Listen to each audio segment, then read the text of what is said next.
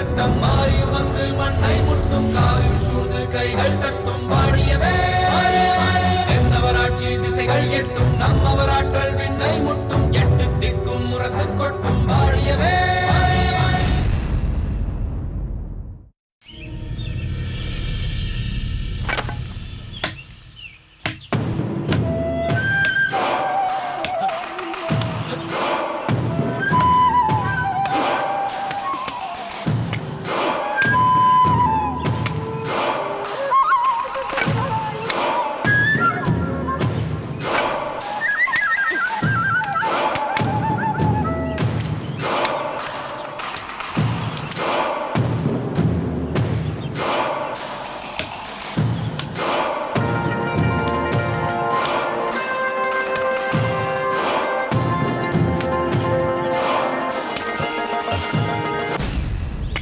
காலையிலிருந்து வெட்டியும் இவ்வளோ பிறகுதான் இருக்கின்றதா?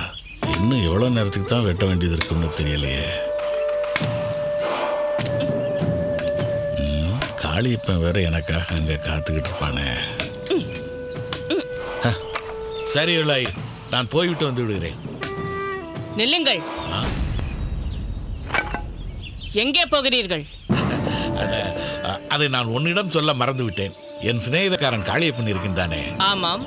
அவன் பொண்ணுக்கு வரன் அமைந்திருக்கின்றதாம். மாப்பிள்ளை வீடு பார்க்க போகணும் என்றான். ஓஹோ. நான் ஒரு நடை போய்விட்டு வந்து விடுகின்றேனே.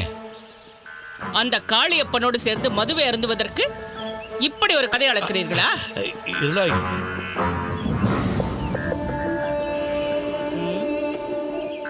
என்ன இது?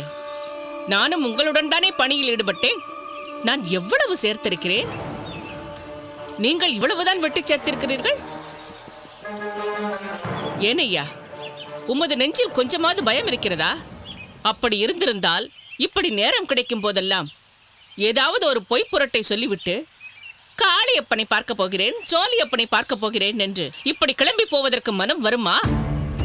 அந்த மங்கம்மா தேவியார் தாமரை காணாமல் போனதற்கு நீங்கள் இருவரும் தான் பொறுப்பேற்றுக் கொள்ள வேண்டும் என்றும் அவளை தேடி கண்டுபிடித்து எப்படியாவது என் கண் முன்னால் கொண்டு வந்து நிறுத்த வேண்டும். அப்படி கொண்டு வந்து நிறுத்தவில்லை என்றால் இங்கு சிறைப்பட்டிருந்த விமலாதித்தனை மரணக்கிணற்றில் தள்ளினீர்களே, அவனுக்குரிய தண்டனையை நீங்கள் இருவரும் சேர்ந்து நிறைவேற்றினீர்களே, அதே தண்டனையை உங்களுக்கு நான் நிறைவேற்றுவேன் என்று அவர்கள் எச்சரித்து போனதிலிருந்து வயிற்றில் நெருப்பை கட்டிக்கொண்டு நமது நிலைமை என்னாகுமோ ஏதாகுமோ என்று பதபதைப்போடு இருக்கிறேன். அந்த பயமும் பதபதைப்பும் உங்கள் நெஞ்சில் இருந்திருந்தால் கிடைத்த கால அவகாசத்தை இப்படி தவறாக பயன்படுத்தி இருப்பீர்களா? குடிப்பதற்கு கூட்டாளியை தேடிக்கொண்டு ஓட பார்க்கிறீர்களே. நான் தாமரை தேடிக்கொண்டுதான் இருக்கிறேன். இப்போது கூட போதும். நீங்கள் தாமரையை ஒழுங்காக காவல் காத்திருந்தால் நமக்கு ஏனையா இப்படி ஒரு நிலைமை வரப்போகிறது? என்ன இருளாய் இப்படி சொல்கின்றாய்? 6 மாதத்துக்கு ஒரு முறை எல்லோரும் கூடி நம்ம குலதெய்வத்திற்கு படையல் போட்டுவிட்டு மாமன், மச்சான், அண்ணன், தம்பி, அப்பா, சித்தப்பா, பெரியப்பான்னு வேட்டைக்கு போகும் அத்தனை ஆண்மகன்களும் ஒன்றாக சேர்ந்து பொதுக்குழுவாக போகும் வேட்டை திருவிழா எவ்வளவு சிறப்பானது. நான் 3 மாத குழந்தையாக இருந்த பொழுதே என் அப்பா என்னை முதுகில் வைத்து துணியால் கட்டிக்கொண்டு என்னை அந்த வேட்டை திருவிழாவுக்கு அழைத்து கொண்டு போவாராம். அது சரி. அன்றிலிருந்து தொடர்ந்து நான் அந்த வேட்டை திருவிழாவில் கலந்து கொண்டு வந்திருக்கின்றேன். அந்த வேளிர்குடி இளவரசியை பாதுகாக்கும் பணி இருந்ததனால் இந்த தடவைதான் என் ஆயுளிலேயே முதல் தடவையாக என்னால் இந்த வேட்டை திருவிழாவில் கலந்து கொள்ள முடியவில்லை. ஆமாம், வேட்டை திருவிழாவிற்கு போயிருந்தால் மட்டும் என்ன நடந்திருக்கும்? அந்த பாழாய் போன மதுவை குடித்துவிட்டு எங்காவது உருண்டு கிடக்கப் போகிறீர்கள். தாமரையை நீங்கள் ஒழுங்காக கவனித்துக் கொண்டிருந்தால் தேவையில்லாமல் இந்த பிரச்சனை வந்திருக்குமா? என்ன பண்ண சொல்கின்றாய்? சீக்கிரம் திரும்பி வந்து விடலாம் என்றுதான் கள் குடிக்க போனேன். ஆனால் கள் இறக்க தாமதமாகிவிட்டது. பேசாதீர்கள்.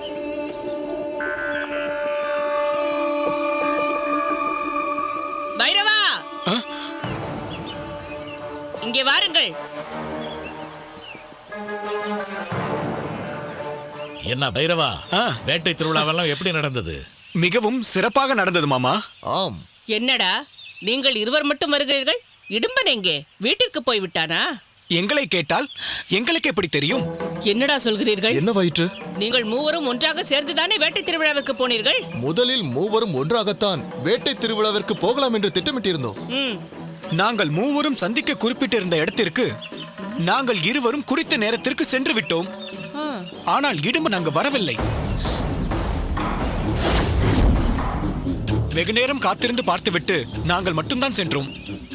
வேட்டை திருவிழாவில் அவனை தேடி பார்த்தோம். ஆனால் அங்கேயும் அவன் இல்லை. அவன் காட்டில் இருக்கிறான் என்று நினைத்துக் கொண்டிருந்தோம். அவன் இங்கேயும் இல்லையா? சரி சரி, நீங்கள் செல்லுங்கள். நான் உங்களிடம் பிறகு பேசுகிறேன். சரி, வருகிறோம்.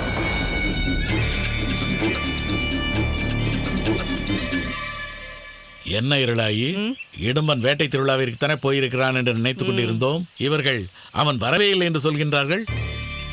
அதுதான் எனக்கும் யோசனையாக இருக்கிறது. தாமரையை காணவில்லை, அன்றிலிருந்து இவனையும் காணவில்லை. அப்படி என்றால்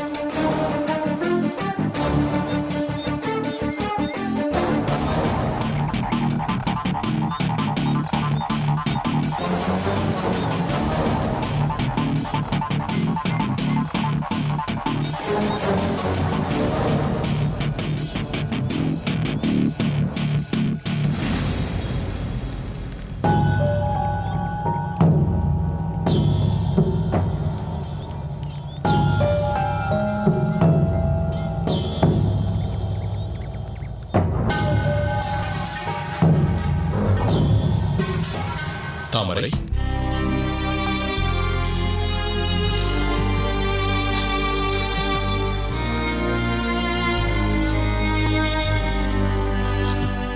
இப்படி என்னை தனியே விட்டுவிட்டு தாங்கள் அவ்வப்போது வெளியே சென்று விடுகின்றீர்கள். வேறு யாரேனும் இங்கு வந்து விடுவார்களோ, நம் இடத்தை கண்டுபிடித்து விடுவார்களோ என்று எனக்கு அச்சமாக இருக்கிறது. தாமரை, அந்த அச்சமே உனக்கு தேவையில்லை. இந்த மலைப்பகுதியில் இப்படி ஒரு குகை இருப்பது என்னை தவிர வேறு யாருக்குமே தெரியாது. என்னுடைய சிறிய வயதிலிருந்தே இங்கே இப்படி ஒரு குகை இருக்கின்றது என்பதை நான் கண்டுபிடித்து விட்டேன். ஆனால் இங்கு இப்படி ஒரு குகை இருக்கின்றது என்ற ரகசியத்தை நான் வேறு யாருக்கும் சொன்னது கிடையாது. என் அப்பா அம்மாவிற்கு கூட இந்த இடத்தை பற்றி நான் மூச்சு கூட விட்டதில்லை. அவ்வளவு ஏன், என் நண்பர்களுக்கு கூட நான் இந்த குகையை பற்றி சொன்னதே இல்லை. இதில் என்ன வேடிக்கை தெரியுமா தாமரை? என் சிறு வயதில் எனக்கும் என் தாய் தந்தையருக்கும் ஏதேனும் ஒரு கருத்து வேறுபாட்டில் சில சமயங்களில் சண்டை வரும். அந்த சமயங்களில் அவர்கள் மீதுள்ள எனது கோபத்தை காண்பிப்பதற்கு நான் இங்குதான் வந்து ஒளிந்து கொள்வேன். என் தாய் தந்தையரும் உறவினர்களும் நண்பர்களும் என்னை தேடி எங்கெங்கோ அலைவார்கள். ஆனால் ஒருவராலும் என் இருப்பிடத்தை கண்டுபிடிக்கவே முடியாது. 2-3 நாட்கள் கழித்து நானாகத்தான் என் வீட்டிற்கு திரும்பிச் செல்வேன். அப்பொழுது அவர்கள், இத்தனை நாட்களாக நீ எங்கிருந்தாய் என்று கேட்டு என்னை தொலைத்தட்டு விடுவார்கள். அப்பொழுது கூட என் தனிமை கெட்டுவிடுமே என்பதால் நான் இந்த இருப்பிடத்தை பற்றி அவர்களிடம் நான் ஒரு வார்த்தை கூட சொன்னது கிடையாது. உனக்கு இன்னொரு முக்கிய செய்தியும் சொல்கின்றேன். இந்த மலையின் அருகாமையில் ஒரு குறுக்கு பாதை இருக்கின்றது. அதன் வழியில் சென்றால் ஒரு ஏரி வரும். அங்கிருந்து தோணியில் கடல் பகுதிக்கு சென்று கடல் மார்க்கமாக படகில் சேரநாடு சென்று விடலாம். அவ்வளவு அருகாமையில் தான் சேரநாடு இருக்கின்றது. அப்படியா? அப்படியென்றால் என்னை சேர நாட்டிற்குத்தான் அழைத்து செல்லப் போகின்றீர்களா? இல்லை இல்லை, சேர நாட்டிற்கு செல்வதும் ஆபத்துதான். மங்கம்மாவிற்கு சோழ நாட்டில் மட்டுமல்ல, சேர நாட்டிலும் செல்வாக்கு இருக்கின்றது. ஆனால் நமக்கு வேறு வழி இல்லை. தோணி மூலமாக நாம் செல்லும் கடற்கரை சேர நாட்டிற்கு மேற்காக இருக்கும் கடற்பகுதி. நாம் பாண்டிய நாட்டின் கொற்கை கடற்கரைக்கு செல்ல வேண்டும் என்றால் சேர நாட்டின் வடக்காக இருக்கும் கடற்பகுதிக்கு செல்ல வேண்டும். அதற்கு சேர நாட்டின் கடல் மார்க்கம் வழியாகத்தான் நாம் செல்ல வேண்டும். வேறு வழியே இல்லை. அதெல்லாம் சரி. மங்கம்மா உன்னை வேறு இடத்திற்கு மாற்றப் போகின்றாள். அதற்குள் நான் வேறு பாதுகாப்பான இடத்திற்கு உன்னை அழைத்து செல்ல வேண்டும். உடனே என்னுடன் வா என்று என்னை அழைத்து வந்துவிட்டு இவ்வளவு நாட்களாக இந்த குகையிலேயே தங்க வைத்து விட்டீர்களே. பாண்டிய நாட்டிற்கு என்னை இப்போதுதான் அழைத்து செல்ல போகிறீர்கள்? சொல்கிறேன். ஆனால் இப்போதைய சூழ்நிலையில் உனக்கு இதைவிட பாதுகாப்பான இடம் இந்த சுற்று வட்டாரத்தில் எங்கேயும் கிடையாது. உனக்கு இன்னொன்றும் சொல்கிறேன்.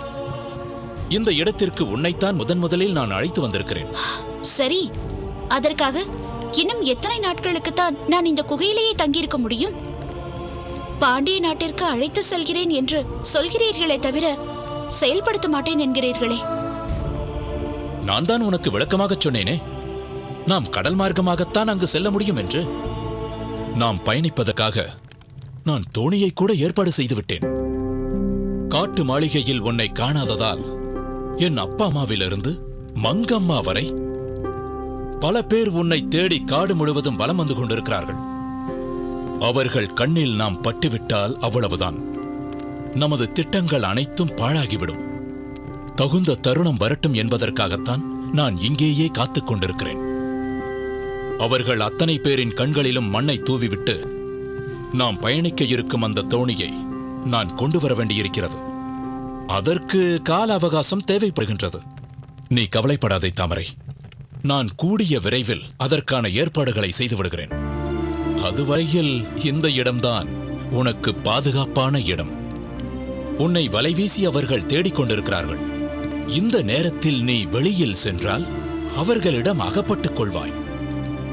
அதற்கு பின்னர் நானே நினைத்தாலும் உன்னை காப்பாற்ற முடியாது. நீங்கள் சொல்வதெல்லாம் சரிதான். ஆனால் ஏற்கனவே அச்சத்தில் இருக்கும் என்னை எதற்காக அவ்வப்போது தனியே விட்டுவிட்டு எங்கோ சென்று விடுகிறீர்கள்? என்ன செய்வது?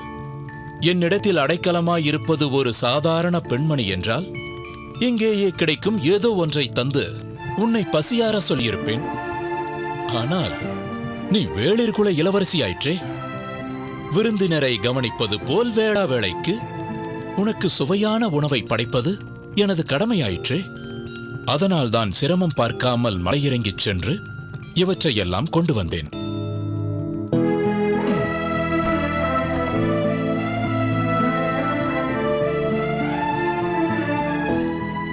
இந்தா சாப்பிடு. இந்த கனி சுவையாக இருக்கின்றதா என்று ருசி பார்த்துக் கொண்டிரு. அதற்குள் நான் உணவு தயார் செய்து வருகிறேன்.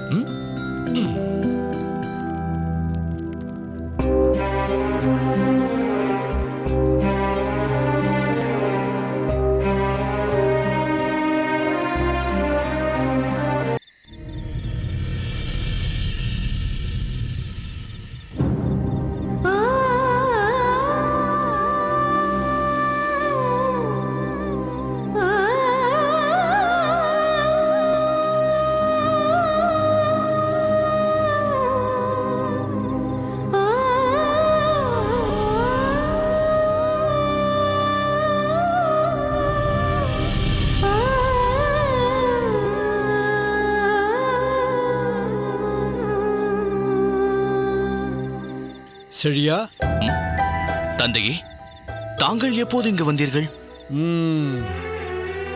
அது கூட தெரியாத அளவிற்கு ஆழ்ந்து சிந்தித்துக் கொண்டிருக்கிறாய் இல்லையா? ஆம் தந்தையே. அப்படி என்ன சிந்தனை? மீண்டும் பழைய நினைவுகளில் ஆழ்ந்து விட்டாயோ? அது அது அப்படியெல்லாம் ஒன்றுமில்லை.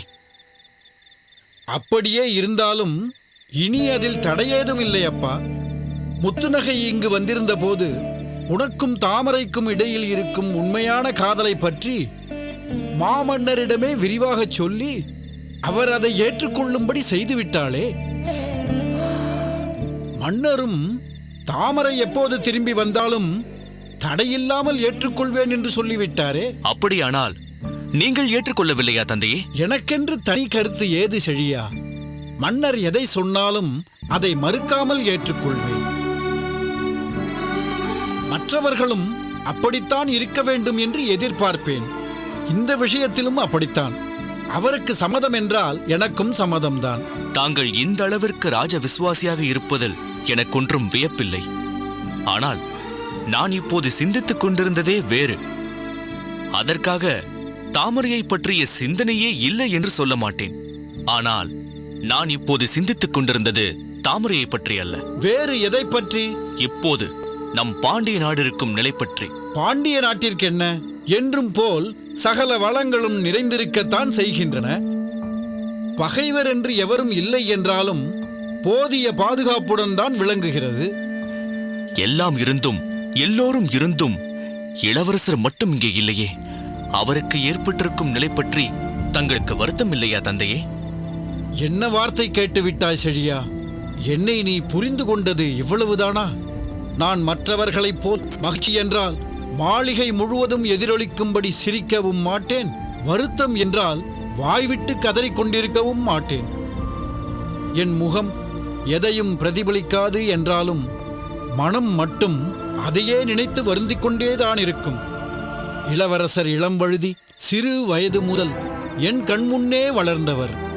நீயும் அவரும் சம வயதினர்களானதும் இருவருமே வீரம், கலை, இலக்கியம் எல்லாவற்றிலுமே ஈடுபாடு கொண்டவர்கள் என்பதால் ஒன்றாகவே எங்கும் செல்வீர்கள், வருவீர்கள். அப்படி அவர் பலமுறை இங்கு வந்து என்னிடம் உன்னைப் போலவே உரிமையோடு பேசுவார். நானும் இளவரசரிடம் மிகுந்த பாசம் கொண்டிருந்தேன். பிள்ளை பிராயத்தில் பெற்றோரிடம் கோபித்துக் கொண்டால் என்னை தேடிக்கொண்டு இங்கு வந்து விடுவார். நான் அவரை சமாதானப்படுத்தி அழைத்துச் சென்று மாமன்னரை கடிந்து கொள்வது போல் பாவனை செய்துவிட்டு வருவேன். மன்னரும் என்னை தன் நண்பராக ஏற்றுக்கொண்டிருப்பதால் அதை எளிதாக ஏற்றுக்கொள்வார். அத்தகைய இளவரசர் இன்று சேர நாட்டில் சிறைப்பட்டிருக்கிறார் என்பதை நினைத்து எனக்கு வருத்தமில்லையா என்று கேட்டுவிட்டாயே. என்னை மன்னித்து விடுங்கள் தந்தையே. நாங்கள் எல்லாம் கரையோரத்து கடல் போல அலைகளை வீசி வீசி எங்கள் உணர்வுகளை வெளிப்படுத்திக் கொண்டிருக்கின்றோம். ஆனால் தாங்களோ அலைகளே இல்லாத நடுக்கடல் போல எல்லாவற்றையும் அடக்கிக் கொண்டு அமைதியாக இருக்கிறீர்கள். இது புரியாமல் பேசிவிட்டேன்.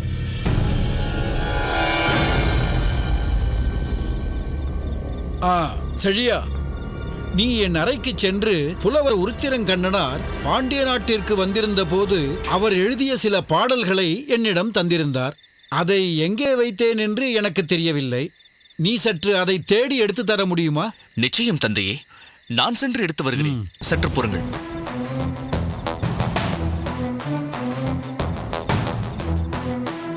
வணங்குகிறேன் அமைச்சர் பெருமானே.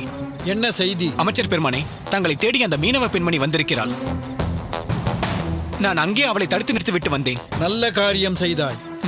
அத்தோடு செழியனுக்கு முன்னால் வந்து இதை சொல்லாமல் இருந்தாயே, அதற்காக உன்னை பாராட்டியே தீர வேண்டும். தாங்கள் இதை பற்றி என்னிடம் முன்னரே எச்சரிக்கை செய்திருந்தபடியால் நான் அதற்கேற்ப நடந்து கொண்டேன். நல்லது.